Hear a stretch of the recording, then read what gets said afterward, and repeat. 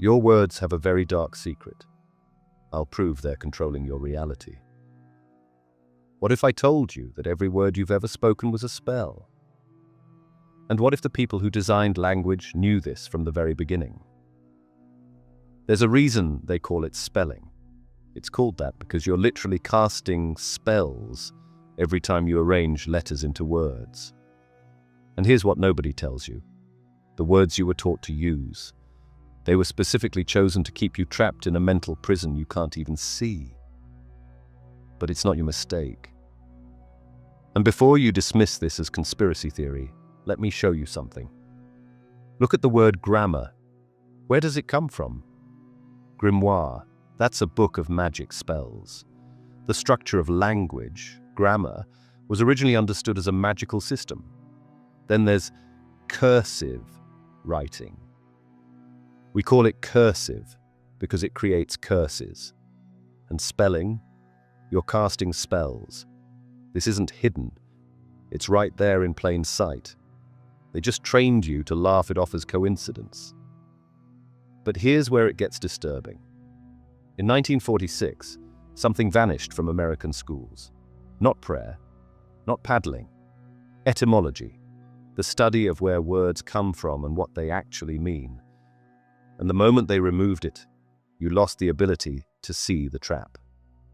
Because when you understand what words really mean at their root, you start noticing that almost every word you use was designed to program you into accepting limitations you never agreed to. Let me prove it to you right now. There's a reason they stopped teaching etymology in 1946.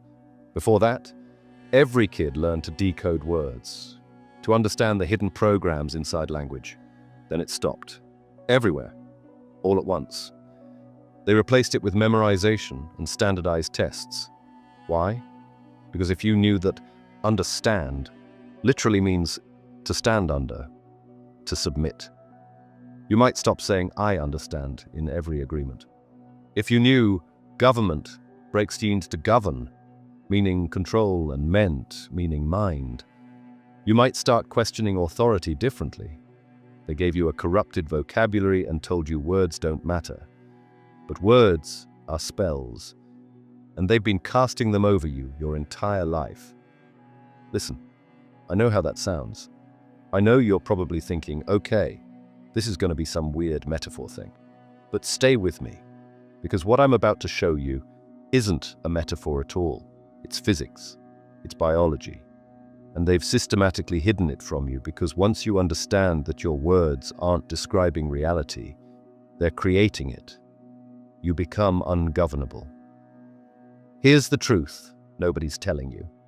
You've been doing the work, right? Like positive thinking. This means you're not lazy, and you're definitely not missing some secret ingredient. But here's what's happening. You've been using contaminated language that programs failure directly into your nervous system, and they did that on purpose. Think about it. You say, I'm trying to lose weight. What does your subconscious hear? Trying, attempting, but not succeeding. It means effort without result. You say, I want to be successful. Your body hears want, lack, desire, the state of not having. You say, I need more money. Your cells receive need, scarcity, desperation, emergency mode. Every single one of those statements is a spell, and you just cast limitation into your reality without even knowing it. Now here's what they don't want you to know. The elite study etymology like their lives depend on it. They teach their children Latin, Greek, Sanskrit, Hebrew, these ancient languages that are basically frequency codes. While they're learning to program reality, they give your kids text speak and emojis. They dumb down the vocabulary. They remove etymology from schools. And they tell you the biggest lie ever told. Sticks and stones may break my bones, but words will never hurt me. That's not protection. That's programming you to dismiss the most powerful force in your reality. Words aren't neutral. I need you to understand this. They're not just communication tools, they're technology, frequency technology. Every word you speak creates an electromagnetic signature. Dr. Masaru Emoto proved this. He exposed water to different words, written words, spoken words, even thoughts directed at water. Then he froze it and photographed the crystals under a microscope. Water exposed to love and gratitude formed perfect, beautiful, symmetrical crystals. Absolute geometric perfection. Water exposed to hate and you make me sick, chaos, broken, distorted, ugly formations. Now here's where it gets crazy. You are 70% water. Every cell, every organ, every system, mostly water. And you speak, what is it, like 16,000 words a day? Every single word is creating either coherence or chaos inside your body. When you say, I'm so stupid, your cells hear that. When you say, I'm broke, I'm tired, I'm stressed, I'm overwhelmed, every water molecule in your body is reshaping around that frequency. The problem is, nobody told you that thoughts don't create reality. Words do. Because thoughts are made of words, right? You can't think without language. And if your language is corrupted, your thoughts are corrupted, which means your reality is corrupted. It's that simple. And get this, spelling and casting spells aren't coincidence. Grammar comes from grimoire, a book of spells. Cursive comes from curse. It's all hiding in plain sight, and we laugh it off because we've been trained to dismiss it as coincidence. But once you decode even 5 words, you can't unsee it. Mortgage. Mort means death, like mortal mortuary. Gage means pledge, like engage. A binding agreement. Mortgage equals death pledge. You're signing a death pledge, and they call it that right to your face. Pharmacy comes from pharmakia, sorcery, witchcraft. Government equals govern, control, plus meant mind, mind control. They're telling you exactly what they're doing, and you're agreeing because nobody taught you to read the code. So here's what changes once you understand this. Once you get that language is literal reality programming technology, you gain complete linguistic sovereignty. You stop speaking unconsciously. You stop signing invisible contracts. You stop casting limitation spells over your own life. You reclaim the creative power they've deliberately hidden from you. This isn't about positive thinking. Positive thinking is surface level. It's like putting a band-aid on a bullet wound. This is about understanding that you are a frequency generator broadcasting electromagnetic signatures every second. And language is how you tune that frequency. Some people manifest easily, and listen, it's not because they're more spiritual or more blessed. They just understand that every sentence is a contract with the universe, and the universe always says yes. You're about to learn what the elite know. You're about to understand why certain people seem to bend reality while others stay stuck in the same patterns year after year, and you're never going to speak the same way again. Because once you know words are spells, every conversation becomes a conscious ritual, and you are the spellcaster. So let me take you back to 1946. Before that year, every kid in school learned etymology. Not as some optional elective you could skip, as protection. They taught you to decode words, to understand the hidden programs inside language, to recognize when someone was casting a spell over you through carefully chosen vocabulary. It was standard curriculum, everywhere, United States, Europe, Asia, everywhere. Then 1946 hit, and it stopped, globally, simultaneously. They replaced etymology with memorization, standardized testing, regurgitation. Why decode language when you can just memorize what they tell you it means, right? Just trust us. This word means this. Don't ask where it came from. Don't ask what the roots are. Just memorize it and move on. Here's where it gets crazy. This wasn't a gradual shift. It's not like schools slowly phased it out over decades. This was coordinated. After World War II, after they saw what propaganda could do, how language could move entire nations, how words could convince people to do unspeakable things, they systematically removed linguistic literacy from education. Edward Bernays. You've got to know this name. Nephew of Sigmund Freud. Literally wrote the book on propaganda, public relations, he called it. He understood that controlling language controls populations. And his whole philosophy was this: a population that decodes language is dangerous. A population that understands etymology asks too many questions. They see through the manipulation. They recognize the spells being cast. So what did they do? They gave you dumbed-down vocabulary. They told you words are just sounds we assign meaning to. Random. Arbitrary. Oh, we just decided this collection of sounds means this thing. But that's a lie. Every word carries frequency. Every root carries programming. And when you don't know what you're saying, you can't control what you're creating. Think about how many contracts you've signed in your life without understanding the etymology of the terms. How many agreements you've made using words you never decoded. You've been consenting to things you didn't understand because they removed your ability to read the fine print hidden in plain sight. I mean, when you sign a mortgage, do you know you're signing a death pledge? When you go to the pharmacy, do you know you're visiting a place whose name literally means sorcery? When you say, "I understand," in a legal agreement, do you know you're saying, "I position myself beneath your authority"? No. Because they removed that knowledge in 1946. Systematically, globally. And nobody questioned it because they framed it as educational reform, progress, modernization. But it wasn't progress. It was control. And once you see that, you can't unsee it. Now let me tell you about Dr. Masaru Emoto and why his work should have changed everything. This man did something so simple and so profound that it broke through all the academic gatekeeping and hit people right in the gut. He took water, just regular water, and exposed it to different words. He'd write words on paper and tape them to containers of water. He'd play music with different emotional tones. He'd have people speak to the water with different intentions.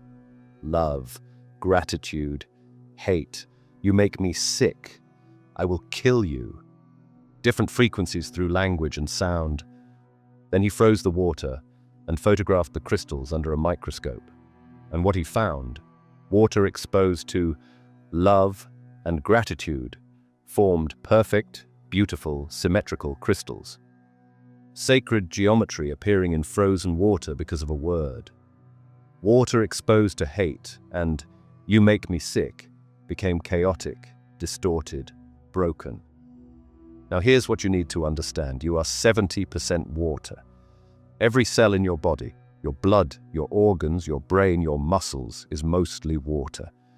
And you speak 16,000 words a day. Every single word creates either coherence or chaos inside your body. When you say, "I'm so stupid," your cells hear that. When you say, "I'm broke," "I'm tired," "I'm stressed," "I'm overwhelmed," every water molecule responds, shifting to match that frequency.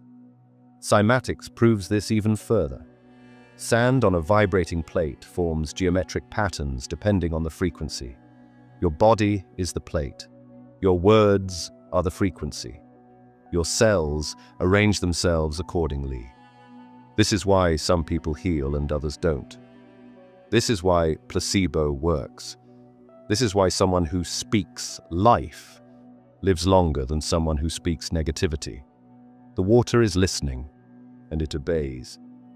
You've been broadcasting 16,000 reality commands a day, and nobody told you your body was listening. Nobody told you that "I am sick" isn't a description, it's an instruction. Your body follows it. Now let's talk about what the elite know. Ever wonder why elite schools still teach Latin?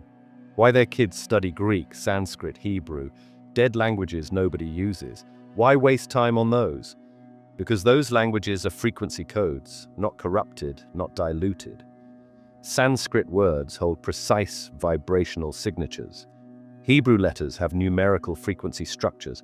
Latin is the root of law, medicine, government, systems of power. They're not learning history. They're learning to program reality. While their kids study ancient frequency languages, yours get text-speak, emojis, slang that changes every few months so you never develop deep linguistic roots. Corrupted language creates corrupted thinking. Corrupted thinking creates powerless people, and powerless people are controllable. The elite know language is technology. They study etymology obsessively. They understand words like mortgage, pharmacy, and understand all carry hidden commands. They use these words on you while avoiding them themselves. Listen to how they talk privately. Precise, intentional, never casual. Every word is a contract. Every conversation is a ritual. Language is how they cast spells. They removed etymology so you wouldn't see the manipulation. They simplified your vocabulary. They told you language doesn't matter while mastering rhetoric, persuasion, and linguistic magic at elite universities. The game has always been rigged. But now you know. Princeton University ran an experiment for decades called the Global Consciousness Project. They set up random number generators all over the world. Machines that should produce completely random data. No pattern, no predictability, just pure randomness. Then they measured what happened during major global events. September 11th, massive natural disasters, Princess Diana's funeral, the moment Obama was elected, moments when millions of people focused their consciousness on the same thing at the same time, feeling the same emotions, thinking similar thoughts. The random number generators became less random, significantly, measurably, statistically impossible to explain away. Human consciousness was affecting machines, not through touch, not through proximity, through field, through frequency, through collective attention, creating coherence in the quantum field. Now I heard about this and I thought, okay, that's interesting, but it's happening with millions of people. What about one person? What about me? So I got a random number generator app on my phone. Simple thing. Just spits out random numbers between 1 and 100. I watched it for a week. Completely random, as expected. No patterns. Just chaos. Then I tried something. I focused my intention on it. Not hoping, not wishing. I declared out loud, "This device now responds to my consciousness. I'm collapsing the randomness into pattern." And I held that state. Not desperate, not forcing, just absolute certainty. Like when you know you're about to catch something someone throws to you. That kind of certainty. The numbers started clustering. At first I thought it was chance, but it kept happening. Then patterns emerged, runs of similar numbers, sequences. Then I started trying to will specific ranges. Give me numbers above 70. And they came. Not 100% of the time, but way above statistical chance. Enough that I couldn't explain it away. Enough that I had to sit with the implications. And here's what hit me in that moment. Sitting there watching my consciousness affect electronics. If I can do this to a random number generator, what am I doing to my body? What am I doing to my relationships? What am I doing to my bank account? To every situation I walk into broadcasting unconscious frequency. Your words aren't just vibrating air. They're not just sound waves that disappear. They're altering electromagnetic fields. They're collapsing quantum possibilities. They're programming matter. And when you understand that, when you feel that, you can never speak carelessly again. Every word becomes a conscious act of creation. So let's get into why we call it spelling. Why not wording? Why not lettering? Think about it. When you're in school, they call it spelling tests. You have to spell words correctly. Why? Why is that the term? Because you're casting spells, letter by letter, word by word. You're assembling symbols that carry frequency, and when you arrange them correctly, they execute their programming. Grammar comes from grimoire, and a grimoire is a book of magic spells. Cursive comes from curse. It's all hiding in plain sight, but we laugh it off because we've been trained to dismiss it as coincidence. But there are no coincidences in etymology. Language evolved over thousands of years, and every word carries the memory of its origin, the frequency signature of its root. Spelling is called spelling because assembling letters into words is literally how you cast spells over reality. Think about school. They drilled it into you. Spelling tests. You had to spell words correctly. Why was that so important? Because incorrect spelling breaks the spell. The frequency changes. The code doesn't execute properly. They were teaching you spellcasting and calling it literacy. And you thought you were just learning to read and write. Every email you write, every text you send, every conversation you have, you're casting spells, programming reality, creating experiences. Most people do this unconsciously, which is why most people feel powerless. They're broadcasting random frequency all day long, contradicting themselves, creating chaos, and then wondering why their life feels out of control.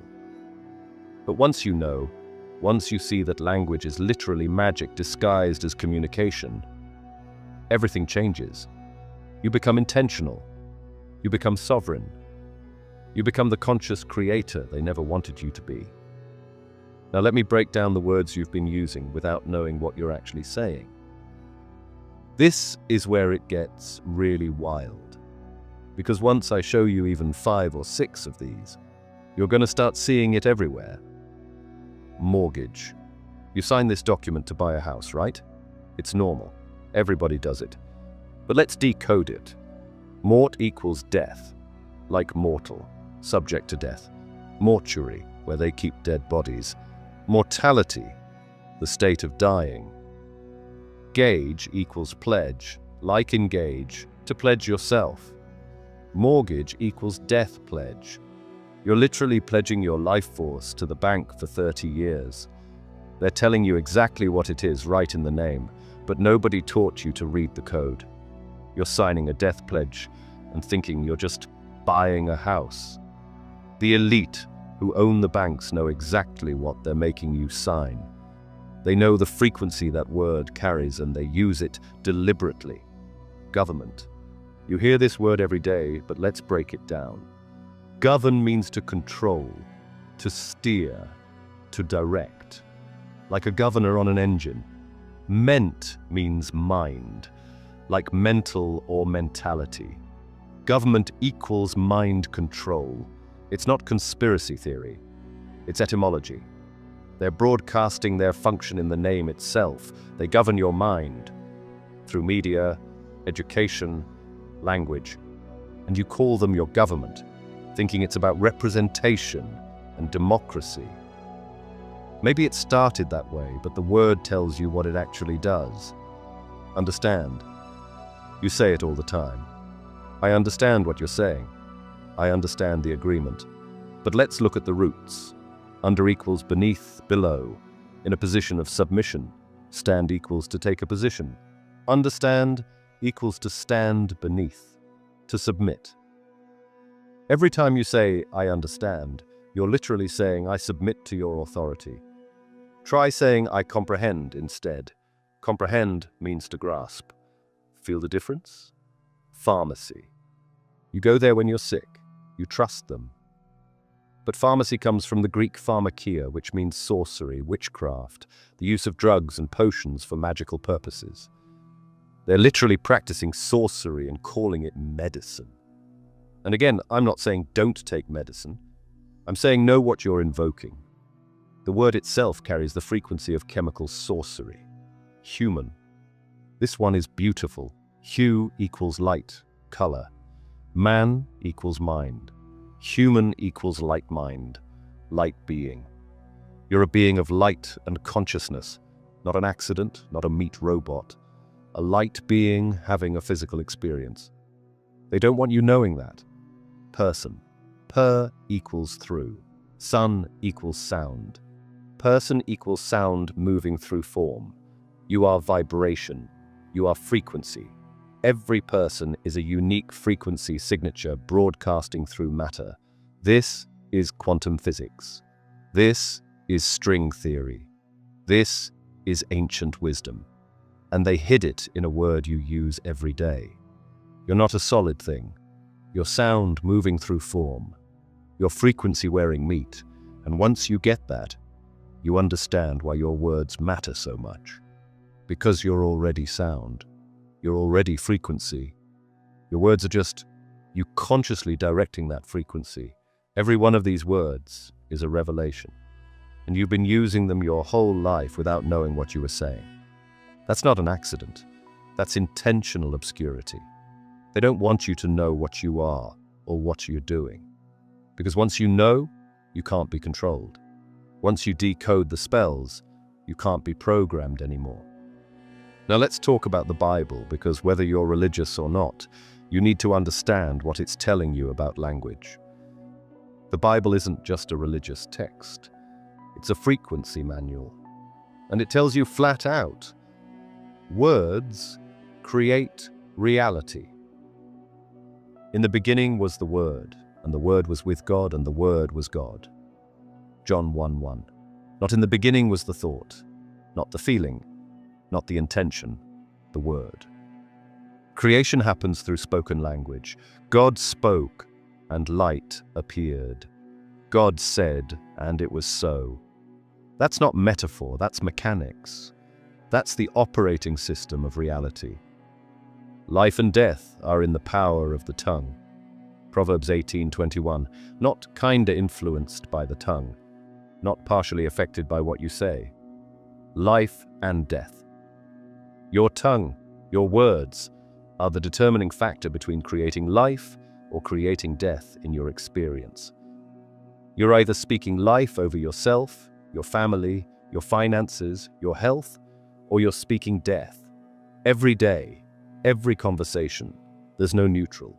And then Exodus 3:14. This is huge. Moses asks God, "Who are you? What's your name? Who should I say sent me?" And God doesn't say Steve. God doesn't give some mystical ancient name. God says, "I am that I am." The most powerful name in the Bible, the name of God, is I am. And then throughout Scripture, God basically says, that's your name too. You're made in the image of God, right? That means you have the same creative power. Every time you say, I am, you're invoking creator consciousness. You're declaring reality into existence. You're speaking as the source of your experience. Jesus didn't think demons out of people. He didn't wish them away. He didn't pray quietly and hope they'd leave. He spoke to them, direct command. Come out. And they obeyed. Not because he had special magic that you don't have, because he understood that authority comes through words, through declaration, through command. He understood frequency disrupting frequency. When he calmed the storm, he didn't meditate on calmness. He spoke to the storm. Peace, be still. And it obeyed. When he healed people, he spoke healing. Rise and walk. Be made whole. Your faith has healed you. Words, commands, frequency altering matter. This isn't about religion. You can be atheist, and this still applies because it's physics. It's quantum mechanics. The Bible is just one of many ancient texts trying to tell you, you have this power. You always have. They coded it into scripture, into mythology, into every wisdom tradition. Words are creative force, and you are the wielder. You are the one speaking. You are the one creating. So what are you saying? Now, let's talk about your electromagnetic body. Because this is where it all comes together. You think you're solid, right? You feel solid. You look in the mirror and you see a physical body. But that's an illusion. You're 99.9999% empty space. The atoms that make up your body are mostly electromagnetic fields. You are frequency-wearing meat. The HeartMath Institute proved something incredible. Your heart generates an electromagnetic field that extends 15 feet around you in all directions. 15 feet. That's huge. That field carries information, emotion, intention, frequency, and it affects everyone and everything nearby. You've felt this. You know when you walk into a room and someone's angry. You feel it before they say a word. You know when someone's in love. They radiate it. That's not psychic ability. That's electromagnetic field detection. You're reading frequency. Water crystals respond to words because water is a crystalline structure that holds frequency. Dr. Emoto proved that. Cymatics shows that sound creates form. Different frequencies literally arrange matter into different patterns. You can watch sand form perfect geometric patterns just from sound vibration. Your voice is frequency. Your words are vibration. And your body is rearranging itself in response every single second.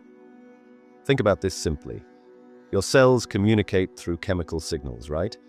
But also electrical impulses and electromagnetic fields. When you speak, you're broadcasting frequency through all three channels simultaneously. You're not just making sounds, you're programming biology. You're sending instructions through chemistry, electricity, and electromagnetism all at once. This is why negative people drain your energy. Their frequency is chaotic, discordant, low vibration. Your body has to work harder to maintain coherence around them. This is why being around certain people lights you up. Frequency matching, resonance, you're synchronizing. This is why some places feel good and others feel heavy. Residual frequency in the electromagnetic field of that space. You are a walking broadcasting station. Your heart is pumping out a 15-foot field of electromagnetic information. Your brain is generating measurable frequencies. Your words are adding specific vibration to that broadcast. The question is, what are you broadcasting?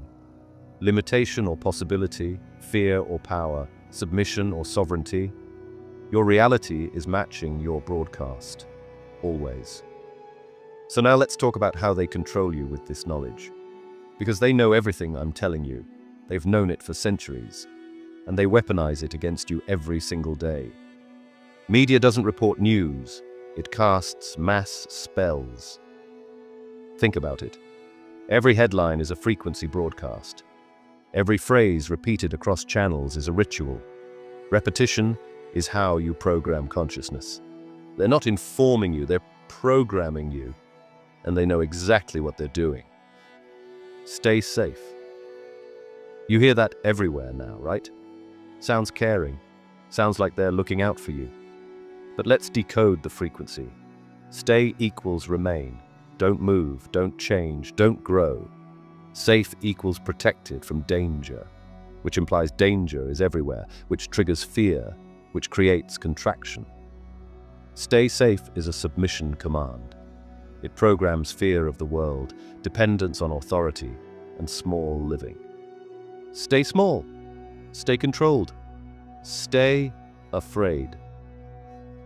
That's what your subconscious hears every single time. The new normal. Remember this phrase from 2020, repeated 10,000 times across every media outlet. Why? Why that specific phrase? Because repetition programs reality. They're telling you, this is normal now. Accept it. Adapt. Don't question. Don't resist. This is just how things are now. Your mind hears that phrase enough times and it becomes your operating system. You stop fighting, you comply, you adjust. Mission accomplished. Edward Bernays. You've got to understand who this guy was. Nephew of Sigmund Freud. Literally wrote the book on propaganda in 1928. Public relations, he called it, because propaganda sounded too negative after World War I. But it's the same thing. He understood that controlling language controls populations. He understood that you don't need physical force when you can program minds through repetition, emotional manipulation, and carefully chosen words. His whole philosophy was this: give people the illusion of choice while controlling the language that shapes their thinking. Let them think they're free, while you're actually directing their thoughts, their beliefs, their behaviors through linguistic programming. He helped sell wars. He helped sell cigarettes to women by calling them freedom torches. He helped sell political candidates like products. Same techniques. Control the language, control the people. They know language is frequency. They know repetition programs, consciousness. They know fear-based words trigger survival responses that shut down critical thinking. So they weaponize it every single day. On every platform, news, social media, entertainment, it's all programming, all frequency manipulation, all spell casting at massive scale. But here's the key. Here's what they don't want you knowing. You can't be programmed if you're aware. Once you recognize the spell being cast, it loses power over you. You start noticing, they're using that phrase to trigger fear. They're repeating this to program acceptance. They're framing this to shut down questions. And the spell breaks. You become immune. You become sovereign. You become ungovernable. Now let's talk about the I am secret, because this is the most powerful thing I can teach you. I am are the two most powerful words in any language, not just English, any language. Why? Because I am is the name of God. The Tetragrammaton, YHWH in Hebrew, I am that am. When Moses asked God's name at the burning bush, God didn't say Jeff. God didn't give some mystical ancient title. God said, I am. That's not a name, that's a state of being. It's present tense existence, pure presence, pure creative power. And then the Bible tells you over and over, this is your name too. You're made in the image of God. You have the same creative authority. When you say, I am, you're not describing yourself. You're not making an observation. You're commanding reality. You're speaking as the creator of your experience. The quantum field responds to I am declarations instantly. Not eventually, not if you're good enough, instantly. Because I am is the voice of source consciousness. And reality obeys source. Here's where most people mess this up completely. They say, I am trying to be confident. Wrong. Trying cancels creator power. Trying means attempting but not succeeding. It's failure language. They say, I am working on being healthy. Wrong. Working on means not there yet. It's future language. The quantum field only responds to now. They say, I wish I was, or I want to be, or someday I'll be. All wrong, all failure codes, all spells of lack. I am is present tense, absolute, declarative, not hope, not intention, command. I am abundant, not I want abundance, not I'm trying to create abundance. I am abundant right now, as I speak. Present tense, total certainty. I am healthy, not I'm trying to get healthy, not I'm working on being healthy. I am healthy, period. No question, no doubt. I am sovereign, not I'm working on confidence, not I wish I was more confident. I am sovereign. Full stop. No negotiation. Whatever follows, I am, becomes your reality instruction to the universe. And the universe doesn't argue, it doesn't judge, it doesn't question whether you deserve it. It says yes and starts arranging circumstances, people, and opportunities to match your declaration. That's how creation works. That's the operating system. This is why Jesus said, I am the way, the truth, the life. I am the light of the world. I am the resurrection. He was demonstrating creator consciousness, teaching the template, showing you how to use your divine authority. And then they diluted it. They made it about worshipping him instead of becoming like him. Because they don't want you knowing you have this power. They don't want 7 billion people walking around speaking with I am authority. That would be the end of control. Now let's get into quantum physics, because this is where science catches up to ancient wisdom. The famous double-slit experiment broke physics, changed everything. Scientists shot particles, electrons, photons, at a screen with 2 slits in it. When they observed which slit the particle went through, the particles behaved like particles. They went through one slit or the other, made 2 distinct bands on the back screen. But when they didn't observe, when they just let it happen without measuring, the particles behaved like waves. They went through both slits simultaneously, created an interference pattern on the back screen, like waves in water overlapping and creating ripples. Same particles, same experiment.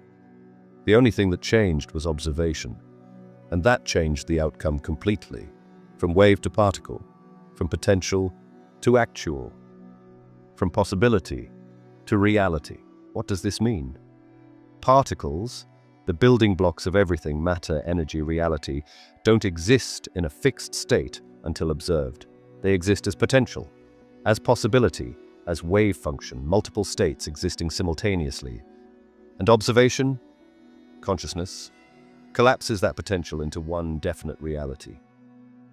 You're not living in a solid, fixed reality. You're living in a fluid field of potential. And your consciousness is constantly collapsing possibility into form. Every moment, every thought, every word. You're choosing which reality manifests by where you put your attention and what you declare. Your words are observation devices. When you say, I am broke, you're not describing your bank account. You're collapsing the wave function of all financial possibility into the specific reality of poverty. You're taking infinite potential and forcing it into one limited outcome. When you say, I am abundant, you're collapsing different probabilities. You're observing a different reality into existence. This is why manifestation isn't about begging the universe. It's not about hoping and wishing and trying really hard. It's about declaring. You're not asking for reality to change. You're observing it into the form you choose. Your words are the observation device, and reality has no choice but to comply. That's quantum mechanics. That's how creation works at the subatomic level. Most people don't manifest because they're observing current reality and describing it. I'm broke, I'm stuck, I'm tired, I'm alone. That's just solidifying what already exists. That's like taking a photograph of a photograph. You're not creating, you're copying. Creators observe the desired reality and speak it into being. I am abundant, I am free, I am energized, I am connected. You're collapsing different probabilities. You're choosing from infinite potential. Now let's talk about victim language versus creator language, because this is where you practically apply everything I've been teaching you.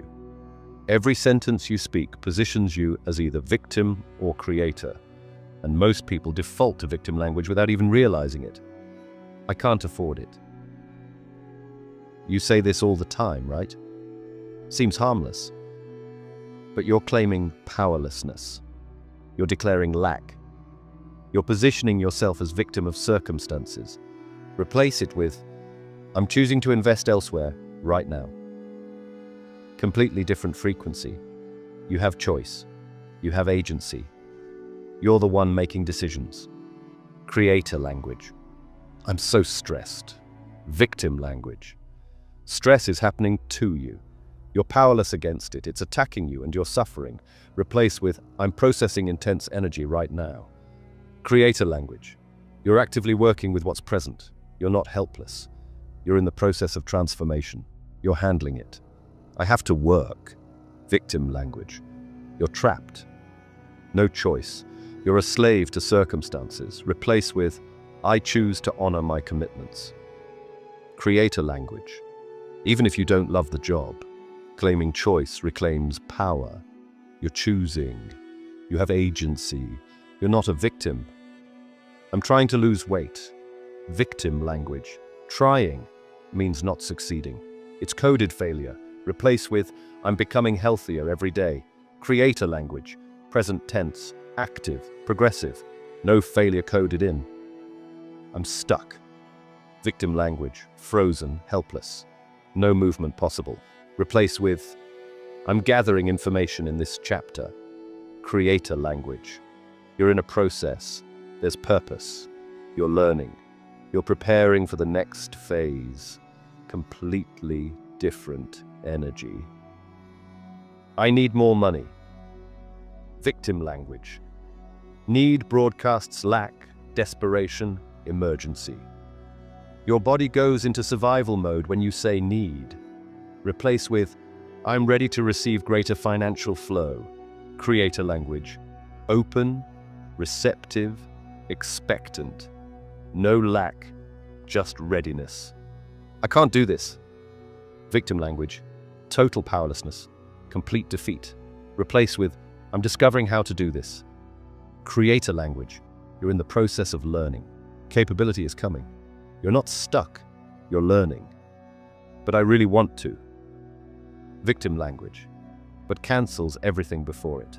I love you, but means I don't love you.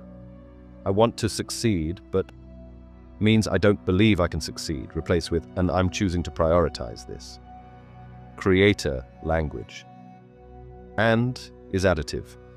It builds, it includes. No self-sabotage. Every single transformation shifts you from passive receiver to active creator, from being done unto to doing, from powerless to sovereign. And your nervous system responds immediately. Your cells respond. Your electromagnetic field responds. Your reality responds. This isn't positive thinking. This is frequency reprogramming at the cellular level. So now let's get practical. Let me give you 6 practices you can start today. Not theory, not concepts. Actual practices that will rewire your linguistic programming and reclaim your creative power. Practice 1. The 7-day vocabulary detox. This is simple, but not easy. You're going to eliminate specific words and phrases that program limitation. 1 category every 2 days. And I want you to track this. Set reminders on your phone. Every 2 hours, just check in. Did I use any of the forbidden words? Days 1 and 2, eliminate can't and try. Every time you catch yourself saying, I can't or I'm trying, stop mid-sentence if you have to. Rephrase, I can't afford that, becomes, I'm choosing to invest elsewhere. I'm trying to be healthier, becomes, I'm becoming healthier, or I'm choosing health. Track on your phone.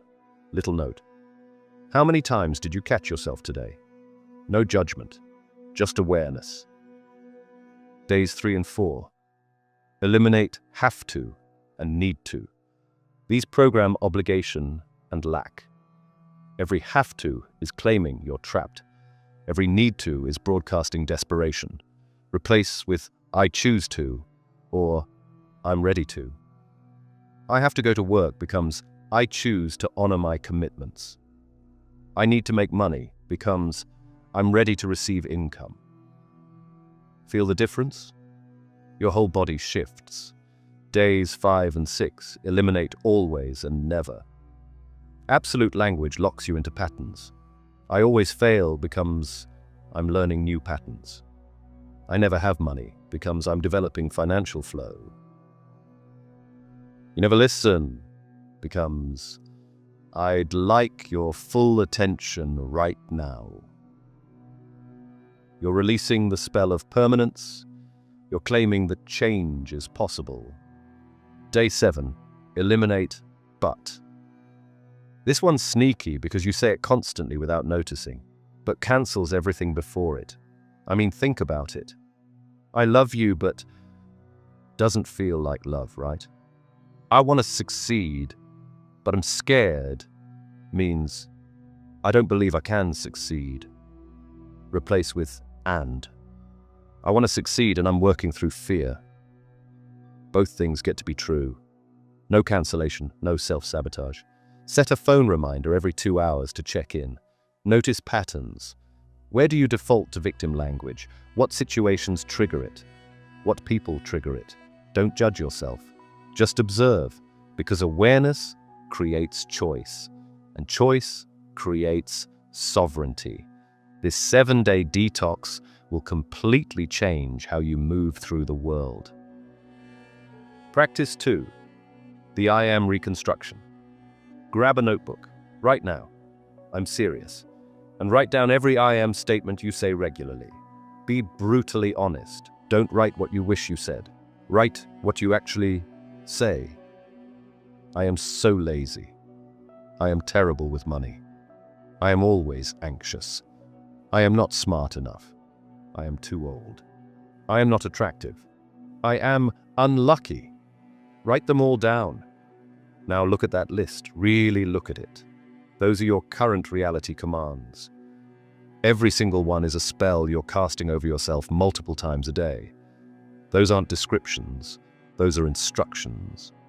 And your body, your energy field, your reality, they're all saying yes and arranging themselves to match. Now let's break them. For each limitation spell, write the power declaration, not the opposite, the truth of who you are. I'm so lazy becomes I am disciplined and energized. I am terrible with money becomes I am a wise steward of resources. I am always anxious becomes I am calm and centered in my power. I'm not smart enough becomes I am intelligent and capable. I am too old becomes I am in my power at every age. I am not attractive becomes I am magnetic and radiant. Now here's the key, and this is where most people quit because it feels fake at first. You're going to speak these in a mirror for 21 days, morning and night, minimum. Why mirrors? Because you're activating multiple channels. Auditory, you hear yourself. Visual, you see yourself. Kinesthetic, you feel the words in your body. Triple programming, triple impact. First week's going to feel fake. That's normal. Your subconscious has years of contrary programming. It's arguing with you. It's like, no, we're not. We're lazy. Remember? Just keep going. Don't debate with it. Just declare. Week 2, something shifts. The resistance weakens. You start catching glimpses of it feeling true. Week 3, it starts landing. By day 21, these aren't affirmations, they're recognitions. You're not pretending. You're remembering, you're reclaiming, you're casting the correct spell. Practice 3. Morning reality decree. Before you touch your phone, and I mean before, this is crucial.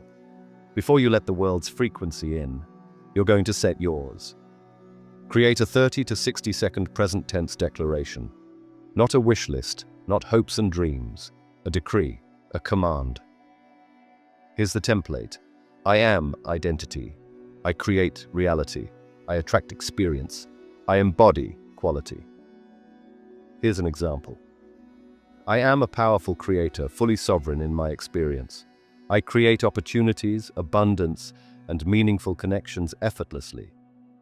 I attract aligned people, resources, and experiences that elevate my path. I embody confidence, clarity, and unstoppable momentum. This is who I am. This is what I do. So it is. Customize it, make it yours, but keep it present tense, keep it declarative. No trying, no hoping, no someday. This is who I am right now, and you have to speak it out loud. Your body needs to hear it, not in your head. That's thought, that's weak. Out loud, that's creation, that's powerful. You're broadcasting frequency into your field before anything else gets in there. You're setting the tuning for your whole day.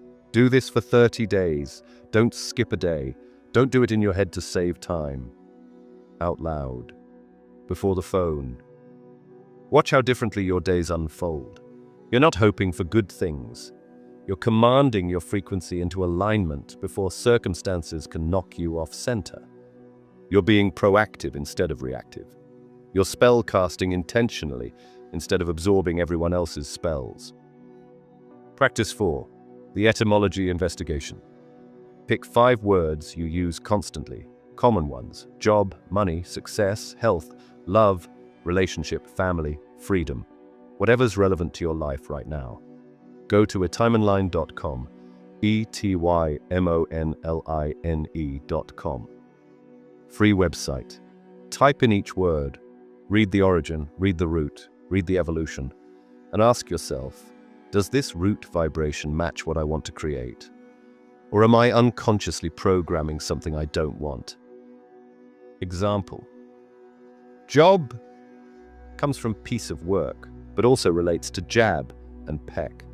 Repetitive, small, tedious actions, like a bird pecking.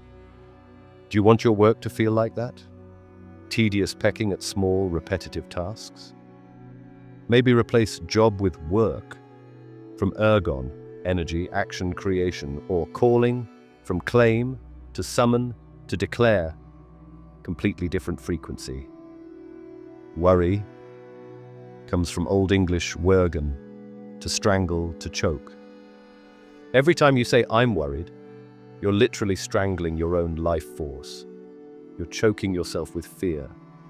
Replace with, I'm focusing my attention, or I'm problem solving, or I'm considering options. No strangulation, no choking, just conscious attention. This practice rewires your awareness fast. You'll start noticing infected vocabulary everywhere. In media, in conversations with friends, in your own thoughts. And once you see it, you can't unsee it. You become immune to linguistic programming. You start catching yourself mid-sentence. Wait, I don't want to use that word. That's a limitation spell. And you rephrase right there, in real time. That's sovereignty. Practice 5. The linguistic shield. Listen, you're exposed to thousands of words daily. Media, conversations, social media, advertising. Not all of them are yours. Most are spells being cast at you. Programming being broadcast into your field. You need a shield. Energetic protection through conscious declaration. Morning decree, first thing. I am sovereign in my perception. No frequency enters my field without my consent. I choose what I receive. I choose what I believe. I am protected by my awareness. During media consumption, and this is big, when you notice fear language, repetitive phrases, manipulative framing, programming attempts, you say internally, I do not accept this spell. I return this frequency to sender. I am immune to manipulation. Every time. You don't have to say it out loud. Internal declaration is enough, but you have to catch it and actively reject it. Evening release before sleep. I release all words not aligned with my truth. I release all frequency not mine to carry. I reclaim my linguistic sovereignty. I am cleansed. I am clear. I am free. This isn't paranoia. This is protection. You wouldn't let strangers reprogram your phone, right? Why let them reprogram your consciousness? Every word you consciously reject weakens its power over you. Every spell you refuse breaks the caster's hold. You're building immunity. You're becoming ungovernable. Practice 6. Evening gratitude. Rewire. Now listen, this isn't your typical gratitude practice. I don't want you listing what you're grateful for. That's surface level. That's mental. I want you to relive what made you feel alive today. Find 3 moments. Doesn't matter how small. Coffee that tasted perfect. A text that made you smile. Sunlight hitting your face just right. A song that moved you. A moment of flow at work. Your kid laughing. Your dog being goofy. Anything that made you feel alive. Close your eyes. Relive each one for 30 seconds. Not thinking about it. Feeling it again. Let your body remember the sensation, the warmth, the joy, the peace, the aliveness. Get back in that moment emotionally, somatically, energetically. Why does this work? Because your subconscious doesn't distinguish between memory and experience. When you relive something, you're experiencing it again, neurologically. You're firing the same neural pathways, releasing the same chemicals, creating the same electromagnetic signature. And when you fall asleep from that emotional state, you're programming your subconscious to find more of it tomorrow. Most people fall asleep scrolling, stressed, or rehearsing tomorrow's anxiety. I gotta do this, I gotta do that, what if this goes wrong? They're programming their subconscious to expect more stress, to scan for problems, to find threats, flip it. End every day by remembering what worked, what felt good, what made you feel alive. Your brain will deliver more of it. That's how the reticular activating system works. You get more of what you focus on. So focus on aliveness before sleep. So now you know. You came here wondering if words really control reality. Maybe skeptical, maybe curious, maybe desperate for something that actually works after trying everything else. You're leaving with proof. Water crystals responding to frequency. Etymology revealing hidden programming. Quantum physics showing consciousness collapses possibility into form. Biblical authority declaring words create life and death. Electromagnetic fields generated by your heart, affecting everything around you. Linguistic programming systems that have been hidden from you deliberately, systematically, globally, since 1946, because they knew. The elite knew. If you understood that words are spells, that every sentence is a contract with reality, that you are the creator of your experience through language, you'd be ungovernable, you'd be sovereign, you'd be dangerous to their control systems. So they removed etymology from schools. They dumbed down vocabulary. They taught your kids emojis instead of Latin. They told you words don't matter while they studied ancient frequency codes at Yale and Harvard. They've been spellcasting over you your entire life. Mortgage, death pledge, pharmacy, sorcery, government, mind control, understand, submit. Every word designed to program limitation, submission, control. And you signed. You agreed.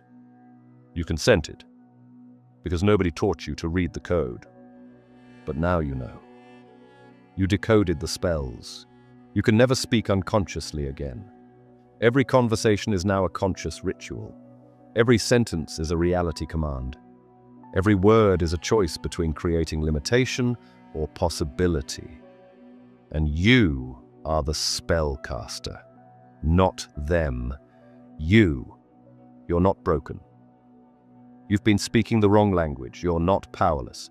They just convinced you words don't matter. But words are spells. Every sentence is a contract. Every conversation is a ritual. And you are the spellcaster. You are not a victim of reality. You are the observer who collapses probability into form. You are not at the mercy of circumstances. You are the frequency that attracts experience. You are not powerless. You just forgot you were casting spells with every breath, with every word, with every declaration. So cast wisely, cast consciously, cast with the full weight of your divine authority, because the universe is listening. Your body is listening. Your cells are listening. Reality is listening. And it always says yes. Always. It doesn't judge. It doesn't question. It doesn't decide if you're worthy. It just says yes and arranges itself to match your frequency. You are a light being. Human, light mind. You are sound moving through form. Person, sound through form. You are electromagnetic frequency wearing meat. You are 70% water, and water responds to your words. You are the observer in the quantum field, and observation creates reality. You speak 16,000 words a day. That's 16,000 reality commands. 16,000 spells cast. The question is, what have you been creating? What are you creating right now? What will you create tomorrow? Speak life. Speak power, speak sovereignty, speak abundance, speak health, speak joy, speak freedom, and watch reality bend to your word. Watch circumstances shift. Watch opportunities appear. Watch your body respond. Watch your life transform, not because you got lucky, not because you finally deserved it, because you remembered you're the spellcaster, and you started using your voice as the creative instrument it's always been.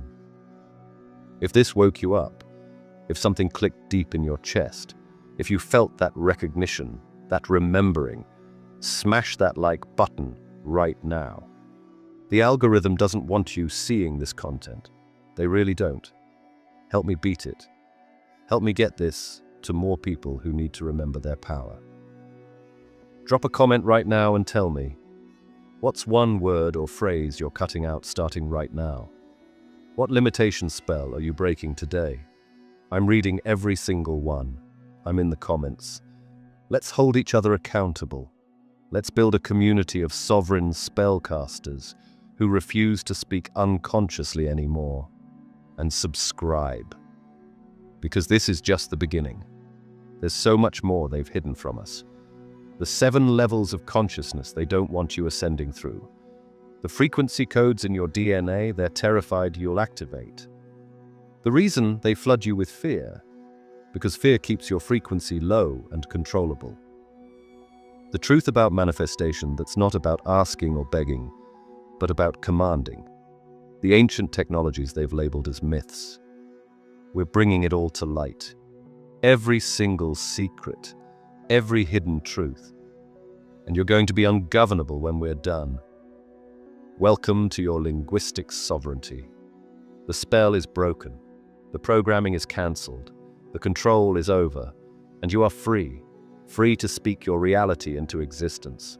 Free to claim your power. Free to cast your own spells consciously, powerfully, sovereignly. You're a creator. You always have been. You just forgot. But now you remember. So go create. Consciously, powerfully, beautifully. The universe is waiting for your command. And it will say, yes.